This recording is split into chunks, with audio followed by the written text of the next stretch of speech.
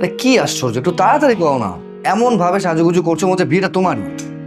বিয়ে আমার না তো কি হয়েছে, এই জন্য কি আমি শান্তি মতো মেকআপ করতে পারবো না? আর তোমার ফল্টের জন্য আমি কেন ভাগিদার হব?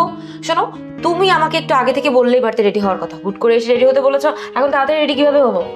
হুম, বুঝতে পেরেছি। এই দাঁড়াও, তুমি একটা কাজ করো, তুমি না এই যেখানে পিনটা আছে না, এটা এই সাইডে মেরে ফেলছি, এই সাইডে মেরে দাও। তবে যাই বলো, সাজলে কিন্তু তোমাকে বেশ সুন্দরই লাগে।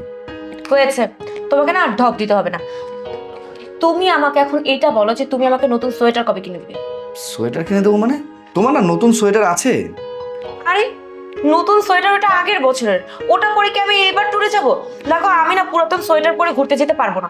আর পুরাতন সোয়েটার পরে আমি ট্যুরে যাব, তারপর ছবি আপলোড দিব, এগুলো দেখলে আমার সোশ্যাল মিডিয়ার ফ্রেন্ডরা কি বলবে? আর তুমি জানো না আমি একই জিনিস বারবার রিপিট করতে পছন্দ করি না। তাহলে এক কাজ করো, ঘুরতে যাওয়াটা ক্যান্সেল করে দাও। ঘুরতে যাওয়াটা ক্যান্সেল করবো মানে?